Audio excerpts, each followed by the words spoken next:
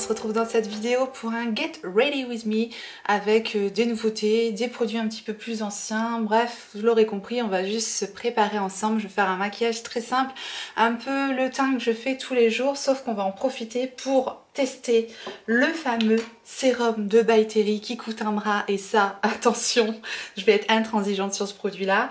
Comme nouveauté, j'ai aussi, ça doit pas être une nouveauté mais du coup je l'ai jamais testé, c'est la base Huda Beauty. J'ai le bronzer NARS en édition limitée, le Laguna. C'est pas vraiment une nouveauté mais bon, quand même, voilà, deux trois petites choses un petit peu plus anciennes. Le mascara de Marc Jacobs que je vais vous montrer en action. La brume de Pixi, là, la Glow Mist aussi qu'on testera ensemble. Un petit produit de By Terry, bref. Plein de choses. Donc on commence tout de suite sans plus tarder. Et on va commencer par le fameux produit de By Terry, le Brightening CC Sérum, et je l'ai en teinte Apricot Glow. C'est ce fameux sérum là qui coûte, je crois, la modique somme de 69 €. Ouais, ça fait mal. 69 € pour 30 ml. Et cette petite chose promet un soin éclat intense, hydratation, éclat, correction couleur. Donc quand même, sur le papier, on va dire que ça envoie du rêve. Mais franchement, pour le prix, là, je vais être intransigeante. Je veux vraiment avoir un résultat instantané, quoi. Franchement, je mets beaucoup d'espoir dans ce produit, même si je pense que après la marque By Terry ça se paye, mais il faut que le produit soit, bien, quoi. On applique ça tout de suite ensemble et on voit le résultat.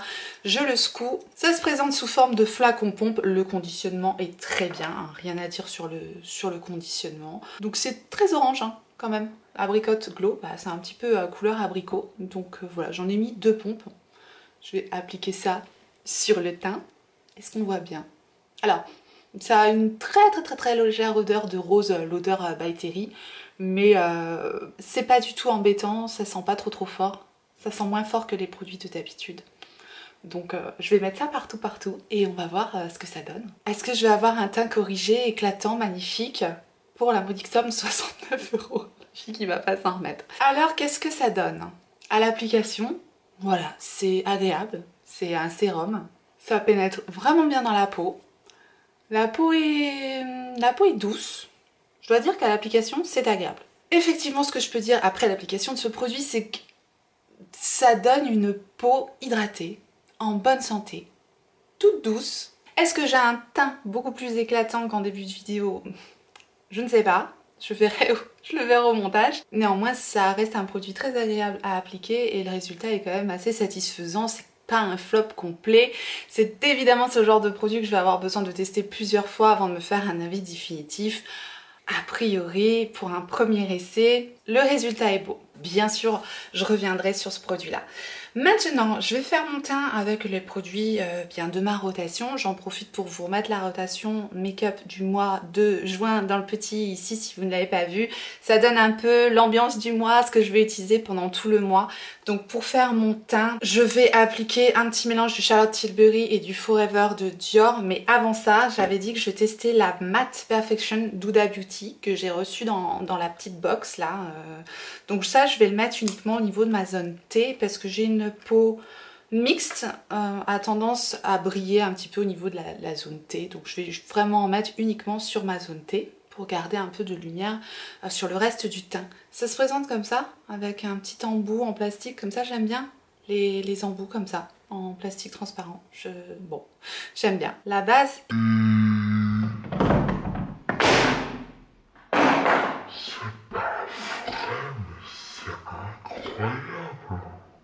Ça tombera pas plus bas.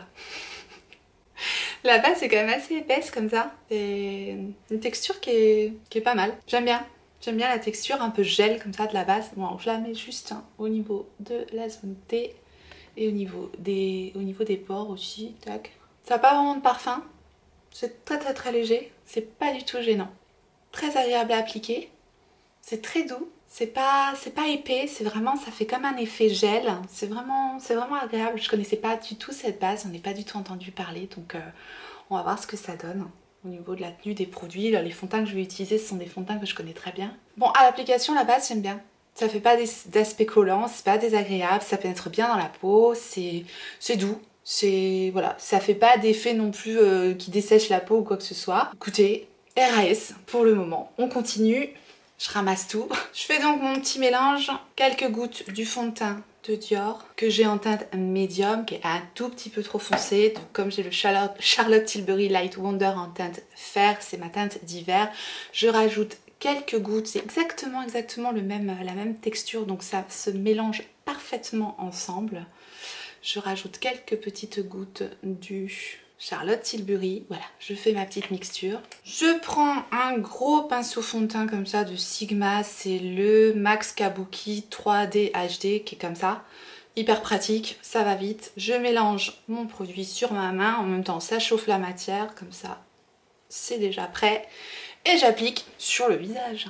Bon ça, rien de nouveau, ça c'est des produits que j'utilise tout le temps et que j'adore absolument parce que c'est hyper fin, parce que ça donne un teint unifié mais sans faire aucun effet de matière. Donc c'est vraiment des produits que j'aime beaucoup. Et voilà, non mais ça en 2 coups de pinceau c'est appliqué, c'est unifié, c'est fin, c'est lumineux, c'est tout ce que j'aime actuellement. Donc j'adore absolument ces produits. Le Forever Summer Skin de Dior, c'est pour moi le type de produit idéal pour l'été, pour unifier le teint. J'adore, voilà. Je vous dis, je reproche simplement le manque de teintes différentes, mais après avec un petit mélange, bah voilà, ça passe très bien. Je continue, je vais faire quelques petites corrections avec le Shape Tape de Tarte. C'est un anti-cerne que je trouve quand même très épais, donc j'utilise pas directement en fait sur le cerne comme ça. Je mets un petit peu d'anti-cerne sur ma main, comme ça. Je prends mon pinceau pour l'anti-cerne, c'est le 142 de Zoeva, comme d'habitude. Je chauffe la matière avec le pinceau directement sur ma main. Et en fait, ça va vraiment me permettre, donc je chauffe bien, et ça va vraiment me permettre de faire, d'appliquer l'anti-cerne de façon très légère, très fine, pour que ça ne fasse pas d'effet de matière, parce que j'aime pas avoir l'effet de matière sur le teint. Voilà, donc je l'applique vraiment de façon très ciblée au niveau du cerne. Je ne veux vraiment pas en mettre tout partout, parce que sinon ça a tendance à marquer les déshydratations du contour de mon œil, et ça je ne le veux surtout pas.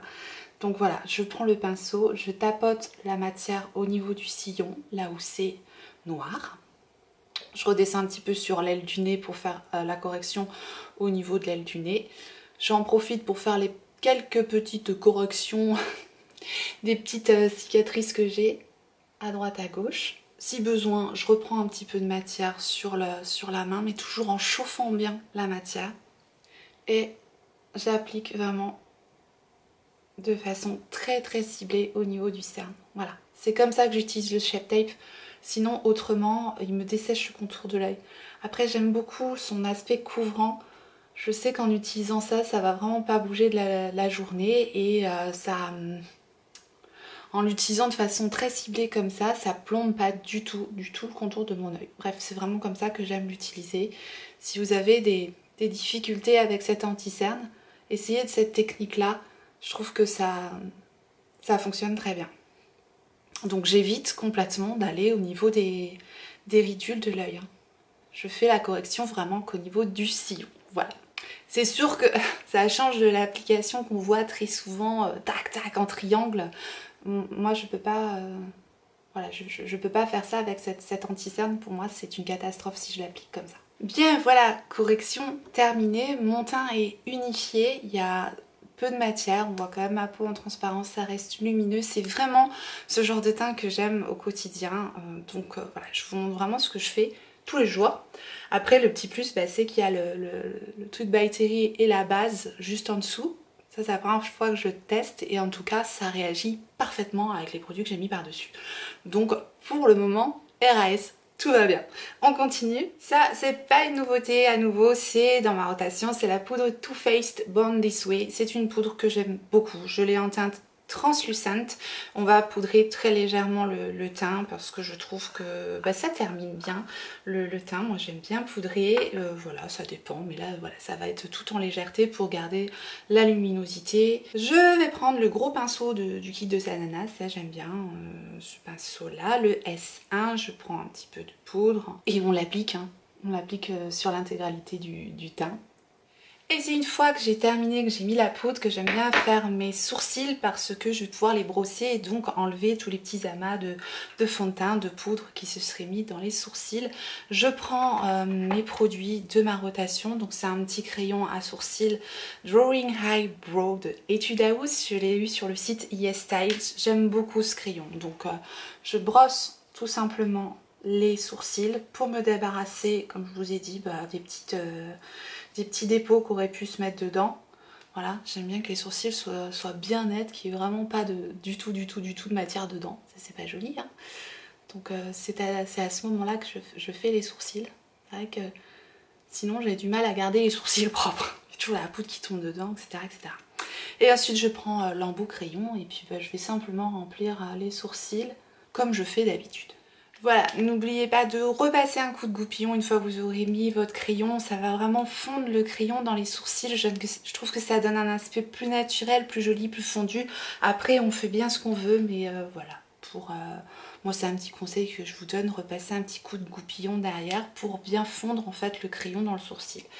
Et ensuite, je fixe le tout avec le Eyebrow Designer de Kiko. C'est tout simplement un petit mascara transparent qui me permet de fixer le sourcil en place. Et ça, c'est pareil, en 2 coups de goupillon, hop, c'est réglé, c'est fixé, ça bouge plus. Très simple, n'est-ce pas? Je vais mettre un petit coup de base à paupières, ça sera fait. C'est la base Fenty Beauty que je n'aime pas trop, mais c'est pas grave. J'ai décidé d'utiliser quand même.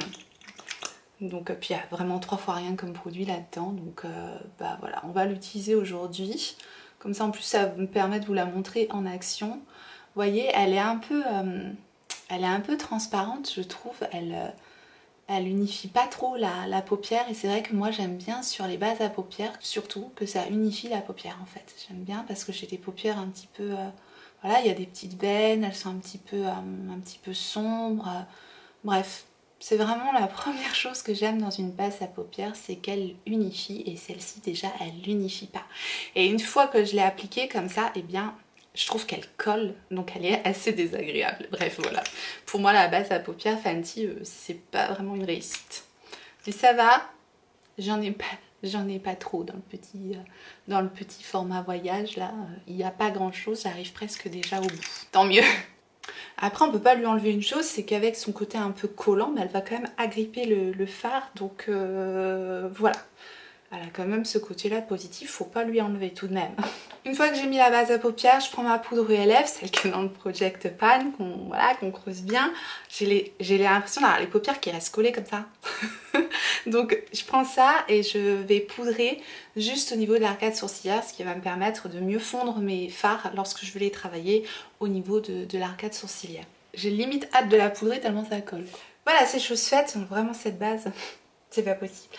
Je vais passer maintenant au bronzer et alors là j'ai super hâte, vous allez voir la magnificence de cette petite chose là.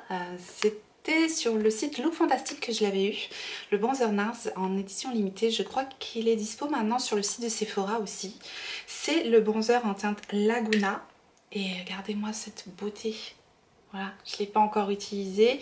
Il est rempli de paillettes dorées quand on l'ouvre. Je vais tristement balayer les paillettes dorées qu'il y a dessus parce que j'ai pas envie d'avoir des paillettes dorées sur mon teint. On va les balayer.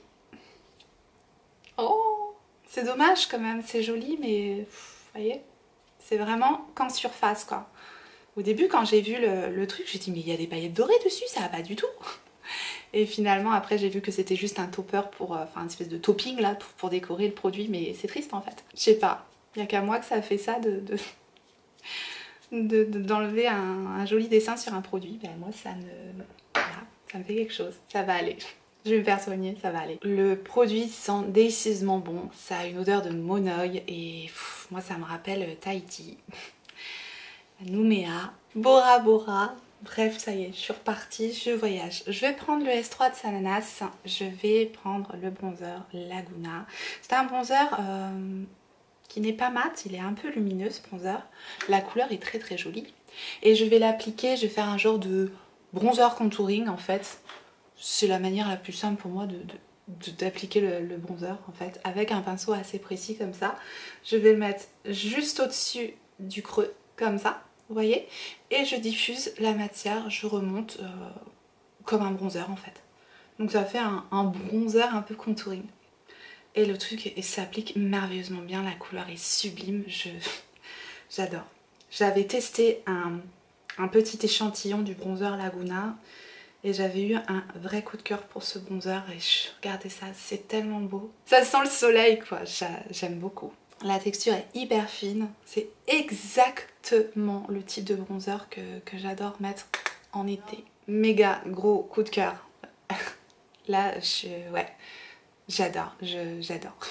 Ça faisait longtemps que j'avais pas eu un méga coup de cœur comme ça pour un bronzer. Il est très très beau.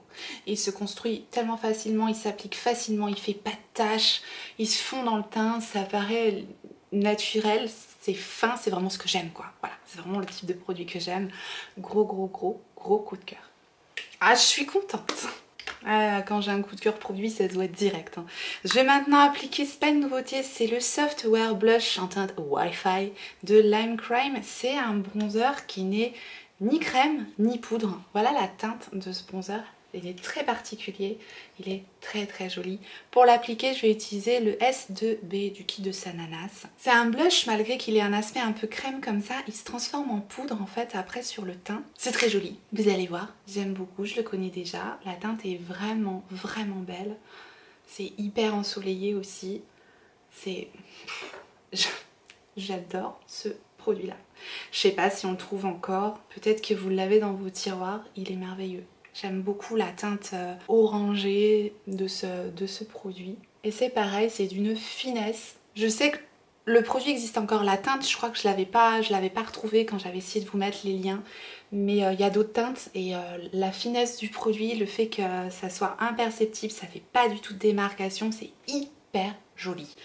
Voilà, moi j'aime beaucoup ce petit blush là et on en a quasiment pas entendu parler de ce blush alors que c'est une petite pépite. Ça je connaissais déjà, pour moi je voulais vous montrer vraiment ce produit en action parce que voilà, je trouve qu'on n'en a pas entendu assez parler, c'est dommage. On va prendre un highlighter au frais, oui. Je vous dis c'est un peu le genre de maquillage que, voilà, que je fais tous les jours, donc c'est un peu des produits chouchous. Je vais prendre le highlighter Roseau Drive de Ofra, je crois que c'est un des plus connus. Je prends mon petit pinceau, le F19 de AOA Studio. Le pinceau coûte 1$ et il est génial pour appliquer le highlighter. Donc hop, on va rajouter une petite touche, mais ces trucs là, mais c'est une petite touche d'highlighter parce qu'on a un teint très été et que j'adore mettre de l'highlighter. Ensuite, on va faire les yeux et pour ça, rapprochez-vous. Voilà, on va maintenant passer aux yeux. Toujours ma base à paupières qui colle. Je vais utiliser la palette Huda Beauty. C'est la seule que j'ai de nouvelle ce mois-ci, la Emerald Obsession. Ce n'est pas une nouveauté pour vous, mais vous l'avez peut-être dans vos tiroirs. Ça vous donnera peut-être envie de la ressortir et c'est aussi le but ici. Donc voilà les teintes de la palette. Et bien c'est du vert. Je mets pas souvent du vert sur mes yeux, donc bah écoutez, c'est le moment ou jamais. Je vais commencer par appliquer la teinte verte un petit peu pastel, très jolie, vert menthe, avec un pinceau du kit de Sananas, c'est le S13, c'est un pinceau très fluffy comme ça. Ça va me permettre d'appliquer cette teinte de façon assez diffuse dans mon creux de paupière. Voilà pour la jolie teinte vert pastel. Je vais maintenant utiliser la teinte marron ici avec le pinceau, toujours le même kit de Sananas. J'ai tout ce qu'il faut là-dedans, c'est son S13 qui est comme ceci. Et je vais l'appliquer de manière un petit peu plus précise au niveau de l'arcade sourcilière aussi. Enfin au niveau du creux de paupière en fait. Et je vais m'arrêter au centre de l'œil. J'ai pas envie de redescendre la teinte trop vers l'intérieur de l'œil, donc je vais vraiment rester à l'extérieur de l'œil. Voilà, les teintes, voilà, c'est les petites palettes Huda comme ça, je les connaissais déjà, les fards se travaillent très bien, c'est un régal. Je vais maintenant prendre un petit pinceau plat, c'est le S9. Je vais prendre cette teinte-ci, qui m'a l'air très jolie ma foi. Et je vais la mettre sur... je pense la moitié de ma paupière mobile. Ouais, alors, au pinceau, c'est jamais ça, ces petites palettes là. Je trouve qu'ils fonctionnent vraiment mieux au doigt, les fards, donc je vais l'appliquer directement au doigt. Vous voyez le truc comme il est lumineux, mais je trouve qu'au pinceau ça fonctionne pas bien, donc je vais l'appliquer au doigt. Je laisse juste le coin interne libre et le coin externe libre. J'ai vraiment pas l'habitude de porter du vert, hein, mais ça va, j'aime bien. C'est des jolis verts qu'il y a dans cette palette, je trouve. Je vais essayer de l'appliquer au pinceau en coin externe. Je vais mettre ce vert kaki là, magnifique, il est très très beau. Celui-là, je vais essayer de l'appliquer au pinceau. C'est pas encore la même texture et ça a l'air d'agripper un peu mieux. Donc je vais faire un raccord ici pour intensifier le coin externe et je le fonds avec la teinte que je venais juste d'appliquer en fait. C'est très joli. Je vais mettre en coin interne donc cette belle petite teinte très lumineuse ici. Oh, mais je fais que des boulettes en ce moment. Voilà, j'ai mis mon doigt dedans. En ce moment c'est Miss Catastrophe. Bon, c'est pas grave, c'est pas comme si la palette était neuve. Catastrophe ambulante et en plus j'en ai mis partout. Bref, bon, donc pour appliquer cette teinte, ce fard qui était très beau en tout cas, je vais utiliser le Jessup 237, c'est le petit détail shader, comme ça j'aime bien ce pinceau là. Et je l'applique donc en coin interne. Je vais essayer avec un petit coup de spray fixateur parce que j'utilise le spray essence, parce que il n'y a pas le rendu exactement que je souhaite. J'aimerais quelque chose de plus intense, donc je rajoute un petit peu d'eau pour essayer d'intensifier l'impact du fard en fait. Voilà! Là, on y est. Oh là là. Oh, avec de l'eau, ce fard est fantastique. Waouh. Waouh. Ok. J'avais vu la texture du fard est très différente. Ce fard là qui est en haut. Un fard extrêmement crémeux. Et des fards comme ça avec de l'eau, ça change tout. Avec un petit spray fixateur, c'est super bon. En ras de cils inférieur, je vais prendre cette teinte là. Après tout... J'aurais utilisé quasiment tous les fards, je vais prendre le S12 pour l'appliquer vraiment de façon très précise au niveau du ras de cils inférieur. Je prends un petit pinceau crayon comme ça de Jessup, c'est le 230. Je vais reprendre ma petite teinte marron et je vais m'en servir pour flouter le ras de cils inférieur.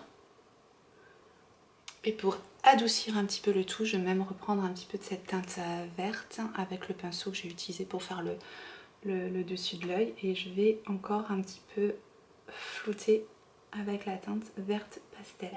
J'étais partie sur un maquillage simple, mais voilà, je m'emballe un peu avec la palette. Je vais remettre une petite touche de brillance avec le même pinceau juste en dessous du sourcil. Et c'est toujours la petite teinte que j'ai creusée avec mon ongle. Je pense que ça suffira pour les yeux, hein, n'est-ce pas?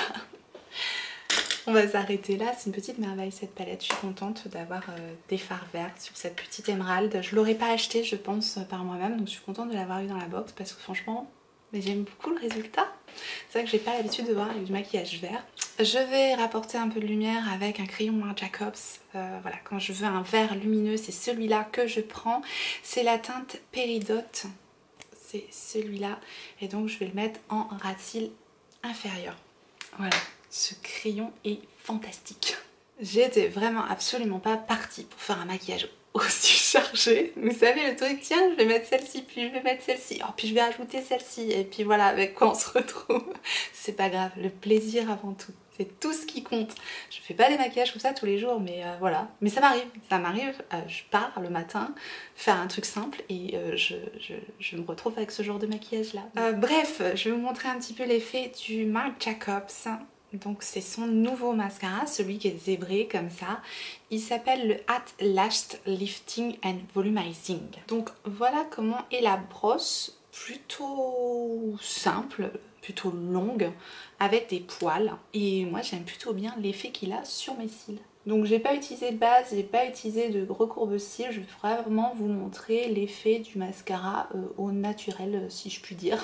Je trouve que la brosse attrape bien les cils et qu'il déploie en fait, il déploie bien la frange de cils en fait. Ça fait pas de paquet. Donc voilà l'effet après une application. Je trouve plutôt pas mal. Vraiment, je le trouve vraiment pas mal. Je sais pas si on le voit bien du coup avec le maquillage qui est relativement chargé. Je sais pas si on voit le mascara. Mais je trouve qu'il déploie vraiment la frange de cils et qui donne quand même une belle longueur. C'est pas le mascara le plus waouh que j'ai vu. Mais je trouve qu'il fonctionne bien. Après moi j'ai des cils vraiment très courts, très raides, qui ont aucune courbure. Donc pour avoir de l'effet sur mes cils, faut y aller. Et je trouve quand même qu'il y a de l'effet. Après c'est pas une longueur extrême, là je n'ai mis qu'une couche, donc je vais vous montrer avec une deuxième couche, vous verrez l'effet avant-après. Voilà, voilà l'effet avec une deuxième couche. Donc si vous aimez un effet assez cils déployé, qui fait pas du tout de paquet, qui ne fait pas patte d'araignée, qui est bien noir, vous pourrez aimer ce mascara là. Encore une fois, les mascaras c'est hyper personnel, donc j'ai du mal à conseiller un mascara parce que voilà, je pense qu'il faut essayer. En tout cas, moi je le trouve vraiment joli. Voilà, on est quand même mieux avec du mascara que ce genre de maquillage, ça termine le maquillage, on est d'accord. On va justement quasiment terminer le maquillage parce qu'on a encore la brume Pixi à utiliser, faut pas que j'oublie de vous la montrer en action. Je vais juste appliquer du corail et vert. Moi je trouve que ça se marie plutôt bien. Je pense que ça ira aussi avec mon teint. Et puis de toute façon, je voulais vous montrer ce produit en action, je l'ai déjà utilisé. C'est le Lip Expert de By Terry en version Shine. D'ailleurs, je vous parlerai en fin de mois de la version mat que j'ai beaucoup moins aimée. Bref, c'est la 14, la teinte, c'est la Coral Sorbet. Donc je vais vous montrer l'effet sur les lèvres. Voilà l'effet du rouge à lèvres. Je trouve ça très joli, très lumineux. Corail et vert, moi je trouve que ça se marie plutôt bien. J'aime la version shiny, je trouve que c'est un petit peu en transparence, donc du coup avec un maquillage chargé comme ça se marie bien, ça laisse transparaître un petit peu la teinte des lèvres en dessous, c'est pas complètement opaque, mais justement c'est ce que j'aime, je trouve qu'il s'applique bien, ça a un joli rendu, c'est frais pour la saison printemps-été, c'est vraiment le genre de produit lèvres que j'aime beaucoup. La version mat, j'en reparlerai. Voilà, je pourrais pas tout dire dans la même vidéo. Gardons un petit peu de suspense et puis je pense qu'il faut encore que je le reteste. En tout cas, celui-là, j'aime beaucoup. Maintenant, nous allons terminer, parce que j'ai l'impression que ça va encore durer 150 ans, avec le Pixi, donc Skin Glow Mist. Donc c'est une base qu'on peut utiliser avant le maquillage pour nourrir et adoucir la peau et également après le maquillage pour fixer et ajouter un effet frais et protéger le maquillage. À tout moment, rafraîchit le maquillage, hydrate et illumine. Bah écoutez, on va voir ce que ça donne. Bon, je secoue la brume et on va en terminer quand même. On va voir ce que ça donne. Oh, il est gros il est gros le truc. Fille qui a jamais rien vu quoi. C'est parti.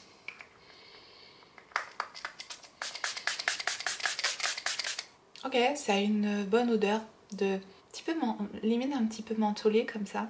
C'est frais, j'aime bien. La brume est fine, c'est léger, ça sent bon, c'est frais, c'est lumineux, j'adore. Je peux vous le dire, j'adore. J'adore l'effet, j'adore l'effet. Ouais. Bon, elle n'a pas encore tout à fait séché, mais c'est lumineux. J'adore, ouais, j'adore la brume. De toute façon, je continue à la tester, celle-ci, puis bah, je vous en reparlerai. Ah, je suis prête. Voilà pour ce Get Ready With Me avec des anciens produits, des nouveautés. J'espère que vous avez passé un bon moment. Dites-moi si vous avez craqué pour l'un des produits que je vous ai parlé. Dites-moi enfin, tout ce que vous voulez en fait en commentaire. On est là pour partager comme d'habitude. Ça me fait toujours plaisir de vous lire et j'en profite pour vous remercier parce que vous êtes tous plus gentils que les uns que les autres. C'est que du bonheur. Voilà, je voulais le dire. Petit moment sentimental comme j'aime les faire de temps en temps. Donc voilà, j'en profite pour vous remercier. Merci d'avoir regardé la vidéo, d'avoir passé ce petit moment avec moi. Si vous avez aimé, n'hésitez pas à liker la vidéo. Et merci à tous ceux qui mettront un petit pouce en l'air avant de partir. Merci à tous ceux qui me soutiennent sur Utips. Si vous n'êtes pas encore abonné, abonnez-vous. Activez votre clochette pour savoir quand est-ce que je ressortirai une vidéo. Et en attendant la prochaine, n'oubliez pas, on n'a qu'une vie. Et moi je vous fais des gros bisous.